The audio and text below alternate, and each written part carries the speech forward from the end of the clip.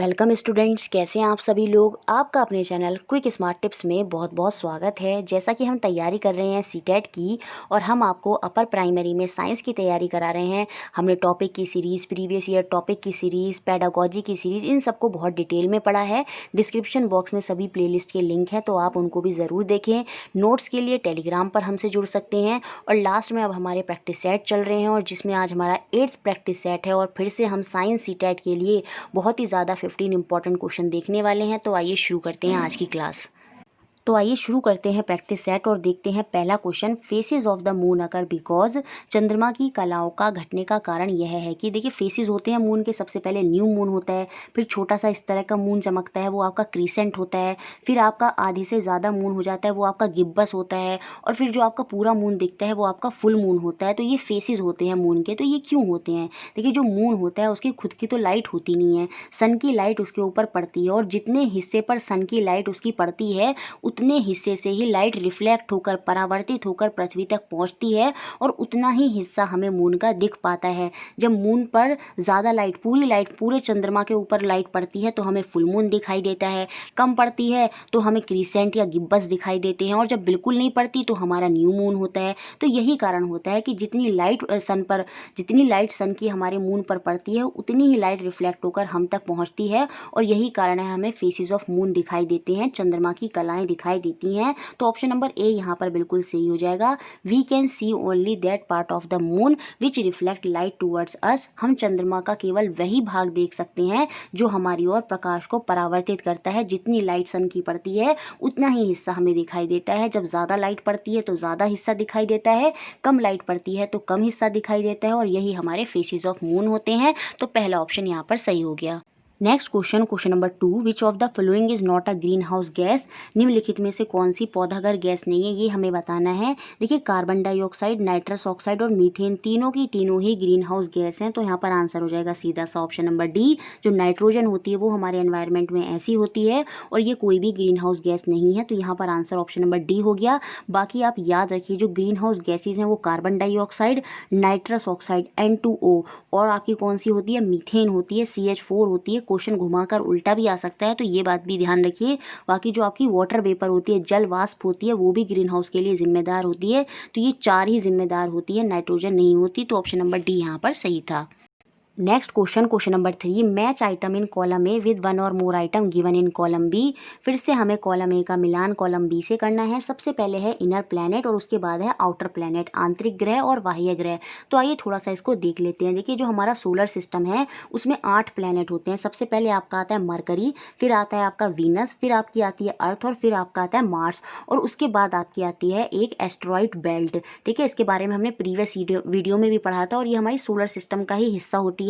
ये पत्थरों और क्या कहते हैं डस्ट वगैरह की एक बेल्ट बन जाती है और इसके इधर हो जाता है आपका जुपिटर। तो इस एस्ट्रॉइड बेल्ट के जो इधर वाले प्लैनेट होते हैं वो आपके इनर प्लैनेट होते हैं। और बेल्ट से उधर वाले प्लैनेट जो बृहस्पति, आपका शनि हो गया, यूरेनस हो गया, नेपट्यून हो गया, ये आपके बाह्य ग्रह हो जाएंगे, आउटर प्लैनेट हो जाएंगे। जबकि जो मरकरी हो गई आपकी, मरकरी को हिंदी में बुध बोलते हैं, वीनस को हम शुक्र बोलते हैं, पृथ्वी हो गई और मंगल हो गया, ये चारों के चारों हमारे इनर प्लैनेट हो जाएंगे। और बेल्ट से उधर वाले प्लैनेट कौन से हो जाते हैं, हमारे आउटर प्लैनेट होते हैं। तो क्लियर हुआ, 4 प्लैनेट हमारे इनर हैं और 4 प्लैनेट हमारे आउटर हैं। तो यहाँ पर इनर प्लैनेट का मिलान अर्थ के साथ हो जाएगा, पृथ्वी हमारा आंतरिक ग्रह में आ गया। ठीक है, और आउटर ग्रह हमारा कौन सा हो जाएगा, सैटर्न हो जाएगा, हमारा शनि हो जाएगा। तो सेकंड का मिलान ए के साथ हो जाएगा। कॉन्स्टिलेशन क्या होता है पिछली वीडियो में ही बताया था, और ये हमारा सोलर सिस्टम का हिस्सा नहीं होता कॉन्स्टिलेशन, ये ग्रुप ऑफ स्टार होता है। जो हमारा ग्रेट बियर है, सप्त ऋषि है, ये हमारा ग्रुप ऑफ स्टार ही है। तो थर्ड का मिलान जो है वो सी के साथ हो जाएगा। बाकी सैटेलाइट ऑफ द अर्थ क्या है, हमारा जो पृथ्वी का उपग्रह है वो कौन सा है, मून है। तो फोर्थ का मिलान डी के साथ हो जाएगा। और ऐसा हमारा ऑप्शन नंबर 3 में है कि पहला तो हमारा ई के साथ आकर मिल रहा है, सेकंड हमारा ए के साथ आकर मिल रहा है, और थर्ड हमारा सी के साथ आकर मिल रहा है, और फोर्थ हमारा डी के साथ आकर मिल रहा है। और ये जो पोल स्टार है ये यहाँ पर एक्स्ट्रा दे रखा है, जिसे हम ध्रुव तारा बोलते हैं। और यही क्वेश्चन भी बन जाता है कि पोल स्टार जो होता है वो किधर की तरफ होता है, वो उत्तर की तरफ होता है, नॉर्थ की तरफ होता है। तो ये बात भी आप ध्यान रखेंगे। यहाँ पर ऑप्शन नंबर 3 सही हो गया। Next question number 4, which of the pollutant are responsible for depletion of ozone layer. निम्नलिखित में से कौन सा या कौन से प्रदूषक ओजोन परत के अपक्षय के लिए उत्तरदायी हैं। सीधा सीधा सा आंसर हो जाएगा आपका ऑप्शन नंबर ए। ये आपने बहुत बार पढ़ा भी होगा, क्लोरोफ्लोरोकार्बन। ये आपकी ओजोन लेयर के डिप्लीशन के लिए जिम्मेदार होती है। ये हमारी रेफ्रिजरेटर, जो हमारे एयर कंडीशन होते हैं, उनमें से निकलती है और इससे हमारे जो ओजोन परत होती है उसको बहुत ज़्यादा नुकसान होता है। तो ऑप्शन नंबर ए यहाँ पर सही हो गया। Next question number 5, the change in the season of the earth occur because. पृथ्वी पर जो ऋतुएं होती हैं वो बदलती रहती हैं। क्यों? क्योंकि पृथ्वी अपने अक्ष से 23.5 डिग्री झुकी हुई होती है, टिल्ट होती है। यही कारण है जो सीज़न है वो होते हैं। देखिए होता क्या है, पृथ्वी के अलग अलग हिस्सों पर अलग अलग समय पर सन की रेज आती हैं और चेंज होते रहते हैं हमारे सीज़न। जब हमारा नॉर्थ पोल, उत्तरी ध्रुव जो होता है, सन की तरफ टिल्ट होता है, सन की तरफ झुका हुआ होता है, तो हमारा जो उत्तरी गोलार्ध होता है, नदर्न हेमिस्फेयर होता है, वहाँ गर्मी होती है और सदर्न हेमिस्फेयर में हमारी ठंड होती है। लेकिन जब हमारा साउथ पोल जो है वो टिल्ट होगा, वो झुका हुआ होगा सन की तरफ, तो सन की रेज हमारी साउथ पोल पर आएंगी। तो जो हमारा सदर्न हेमिस्फेयर है, जो हमारा दक्षिणी गोलार्ध है, वहाँ पर गर्मी होगी और जो हमारा नदर्न हेमिस्फेयर है वहाँ पर आपकी विंटर होगी, ठंड होगी। और यही कारण है हमारे सीजन चेंज होते हैं। क्यों? क्योंकि पृथ्वी झुकी हुई होती है। तो ऑप्शन नंबर ए यहाँ पर सही होगा। The axis of rotation. Rotation क्या होता है? जब पृथ्वी अपने ही अक्ष पर, अपने ही एक्सिस पर घूर्णन कर रही होती है तो वो आपका रोटेशन होता है। The axis of rotation of the earth is tilted, झुका हुआ होता है with respect to the plane of its orbit. तो यही ऑप्शन यहाँ पर सही होगा। पृथ्वी का घूर्ण अक्ष अपनी कक्षा के तल के सापेक्ष झुका हुआ होता है और यही वजह है हमारे सीजन होते हैं। एक रोटेशन होता है, दूसरा आपका रिवॉल्यूशन होता है, जिसमें पृथ्वी जो है पूरा सन का चक्कर लगाती है तो वो आपका रिवॉल्यूशन होता है। जब पृथ्वी अपना ही चक्कर लगाती है तो वो आपका रोटेशन होता है। तो ऑप्शन नंबर ए यहाँ पर सही है। Next question number 6, the longest snakes found in the world are. संसार में पाए जाने वाले सबसे लंबे सर्प कौन से होते हैं? एनसीईआरटी में थोड़ा सा इसके बारे में बताया गया है। तो यहाँ पर आंसर हो जाएगा ऑप्शन नंबर 3। आप इसको याद कर लीजिएगा। जालीदार अजगर, जो रेटिकुलेटेड पाइथन होते हैं, ये संसार में पाए जाने वाले सबसे लंबे सर्प होते हैं। ये 30 फीट तक लंबे हो जाते हैं। तो ये चीज़ आपको याद करनी है। ऑप्शन नंबर सी यहाँ पर आंसर होगा, reticulated python. Next question number 7, below are given some organism. नीचे कुछ जीव दिए हैं। The group of organism that are classified as parasite are. तो इनमें से कौन से परजीवी हैं वो हमें बताने हैं। पैरासाइट के बारे में हमने पहले भी पढ़ा था। जो कॉस्कुटा है, जो अमर बेल होती है, वो आपकी पैरासाइट ही होती है। ये ऑर्गेनिज्म किसी दूसरे पर डिपेंड होते हैं, उनसे पोषक तत्व लेते हैं और पोषक तत्व तो लेते हैं, साथ में उनको नुकसान भी पहुँचाते हैं। ये सिर्फ लेते हैं, बदले में कुछ नहीं देते, बदले में और उनको हार्म करते हैं, नुकसान पहुँचाते हैं। अमरबेल हमने पढ़ा था, कॉस्कुटा अमरबेल, ये जो होती है ये आपकी परजीवी होती है और ये जिन पर डिपेंड होते हैं वो आपके होस्ट कहलाते हैं। तो ये होस्ट को क्या करते हैं, उनसे पोषक तत्व लेते हैं और बदले में उनको नुकसान ही पहुंचाते हैं। तो यही आपके परजीवी होते हैं। तो हमें बताने हैं कौन से परजीवी हैं। देखिए एल्गी जो शैवाल है वो तो परजीवी है नहीं। लाइस जो जू होती है, जी हाँ, ये आपकी परजीवी होती है क्योंकि ये दूसरे पर डिपेंड है और उसको नुकसान पहुँचाती है। जो मशरूम होती है ये तो आपकी फंगाई होती हैं। तो ये आपके छत्रक, जिसको हम हिंदी में बोलते हैं, तो ये आपके क्या हो जाएंगे, ये तो फंगाई हैं, तो ये आपके इस ग्रुप में नहीं आएंगे। जो लाइकेन होते हैं, ये हमने पढ़ा था, सिम्बायोटिक रिलेशनशिप दिखाते हैं, तो ये भी यहाँ पर नहीं होंगे। कॉस्कुटा यहाँ पर हो जाएगा। अमरबेल और आपका जो बेड बग होता है, खटमल होता है, जी हाँ, ये भी आपका क्या होता है, पैरासाइट होता है, परजीवी होता है। ईस्ट आपके ये होते हैं फंगाई, तो ये भी नहीं होगा। और जो आपके लीचीज होते हैं, जो जोक होती है, जी हाँ, ये भी आपकी पैरासाइट होती है। तो यहाँ पर कौन सा ऑप्शन सही होगा? Option number 2। सबसे पहले बी आ जाएगा आपका, लाइस हो गई, फिर उसके बाद ई आ जाएगा, कॉस्कुटा हो गया, अमरबेल हो गया, उसके बाद एफ आ गया, खटमल हो गया, और उसके बाद एच आ गया, लीचीज हो गया, जोक हो गया। ये चारों के चारों ही आपके पैरासाइट हैं। Next question number 8, impression of an image persist on the retina of a human eye about. मानव नेत्र की जो रेटिना होती है उस पर बने किसी वस्तु के प्रतिबिंब का प्रभाव रेटिना पर लगभग कितने समय तक बना रहता है, ये हमें बताना है। तो यहाँ पर सीधा सा आंसर आ जाएगा आपका ऑप्शन नंबर सी। वैसे तो 1/16 देता है, लेकिन यहाँ पर नियर बाय करके दे दिया है, तो 1/15 सेकेंड तक ही जो होता है हमारा जो रेटिना पर प्रतिबिंब होता है वो बना रहता है। तो ऑप्शन नंबर सी यहाँ पर सही हो गया। Next question number 9, the ultrasound equipment used for investigating medical problem work at frequency. चिकित्सा के क्षेत्र में जो समस्याओं के अनुसंधान के लिए उपयोग किए जाने वाले पराश्रव्य ध्वनि उपकरण होते हैं, अल्ट्रासाउंड इक्विपमेंट होते हैं, उनके जो कार्य करने की फ्रीक्वेंसी होती है, आवृत्ति होती है, वो कितनी होती है? वो अब 20,000 हर्ट्स होती है, क्योंकि जो अल्ट्रासाउंड होती है उसकी जो फ्रीक्वेंसी की रेंज होती है वो 20,000 हर्ट्स से ऊपर ही होती है। तो सीधी सी बात है, जो इक्विपमेंट यूज़ होंगे मेडिकल वर्क में, उनकी जो रेंज होगी वो भी 20,000 हर्ट्ज से अबव होगी। तो ऑप्शन नंबर 4 यहाँ पर बिल्कुल सही होगा। बाकी जो ह्यूमन होते हैं वो किस रेंज की फ्रिक्वेंसी को, ध्वनि को सुन सकते हैं, वो 20 से लेके आपकी 20,000 हर्ट्ज तक की फ्रिक्वेंसी हम सुन सकते हैं। यहाँ पर तो 2 लाख लिखा है, लेकिन जो मानव सुन सकता है वो 20 से लेके 20,000 हर्ट्ज तक की फ्रिक्वेंसी को सुन सकता है। बाकी मेडिकल के लिए अल्ट्रासाउंड जो होती है वो 20,000 से अबव होती है। अब देखिए जो ये मेडिकल प्रॉब्लम के लिए जो इक्विपमेंट यूज़ होते हैं ना, इनकी जो रेंज होती है वो 2 मेगा हर्ट्ज से लेके 12 मेगा हर्ट्ज तक की होती है। मेगा हर्ट्ज समझ रहे हैं आप, मेगा में आ जाता है, 1 मेगा के अंदर होते हैं आपके 1 मिलियन हर्ट्ज। तो 2 मेगा हर्ट्ज कितनी ज़्यादा हो गई। तो यहाँ पर आंसर आपका ऑप्शन नंबर 4 ही हो जाए। Next question number 10, which one of the following planet has no natural satellite of its own.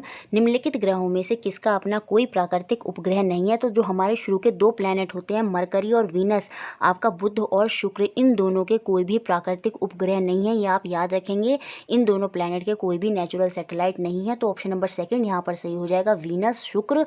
बाकी आपका बुध जो होता है, मरकरी जो होता है, उसका भी कोई नेचुरल सैटेलाइट नहीं होता। अर्थ का एक नेचुरल सैटेलाइट है, वो हमारा मून हो गया। मार्स जो होता है हमारा, मंगल जो है, उसके 2 सैटेलाइट हैं, 2 उपग्रह हैं। एक होता है आपका फोवोस और एक होता है आपका डीमोस। और एक क्वेश्चन ये भी बन सकता है कि सबसे ज़्यादा नेचुरल सैटेलाइट किस प्लैनेट के हैं, किसके सबसे ज़्यादा प्राकृतिक उपग्रह हैं। पहले जुपिटर था, लेकिन अब सैटर्न है, शनि है, उसके 82 हैं, और जबकि जुपिटर के 79 हैं। तो याद रखिए सबसे ज़्यादा प्राकृतिक उपग्रह किसके हैं, सैटर्न के हैं, उसके बाद जुपिटर के हैं। तो यहाँ पर जो आंसर होगा वो आपका ऑप्शन नंबर 2 है। Next question number 11, there are 2 planet in our solar system whose period of revolution around the sun are less those of earth. जैसे पृथ्वी जो है वो सूर्य का चक्कर 365 दिन में लगाती है, लेकिन 2 प्लैनेट ऐसे हैं जो आपके सूर्य का चक्कर जो होता है पृथ्वी से कम समय में लगाते हैं। वो जो रिवॉल्यूशन करते हैं सन के अराउंड वो कम समय में करते हैं, but their period of rotation are more as compare to those of earth. लेकिन जो वो घूर्णन करते हैं अपने ही एक्सिस पर जो चक्कर लगाते हैं, उसमें उनको ज़्यादा समय लग जाता है पृथ्वी से। तो हमें ऐसे 2 प्लैनेट बताने हैं। हमारे सौर परिवार में ऐसे 2 ग्रह हैं जिनका सूर्य की ओर जो परिक्रमण काल होता है वो हमारी पृथ्वी के परिक्रमण काल की तुलना में तो छोटा है, लेकिन जो घूर्णन काल है वो हमारी पृथ्वी की तुलना में बड़ा है। तो हमें ऐसे ग्रहों के नाम बताने हैं। तो यहाँ पर आपका आंसर हो जाएगा ऑप्शन नंबर ए, मरकरी और वीनस। देखिए जो मरकरी होता है ना, बुध होता है, वो पूरा सन का चक्कर लगाने में 88 डेज लेता है, और वीनस जो होता है वो आपका 225 डेज लेता है, और जो पृथ्वी होती है वो 365 दिन लेती है। तो रिवॉल्यूशन में जो होंगे ये 2 ही प्लैनेट होते हैं जो आपका कम समय लेते हैं पृथ्वी से। बाकी जितना हम आगे बढ़ते चले जाएंगे उतना ही ज़्यादा होता चला जाएगा। जो आपका मार्स है वो आपका 687 डेज लेता है। जुपिटर तो अप्रॉक्स 12 साल लेता है पूरा सन का चक्कर लगाने में।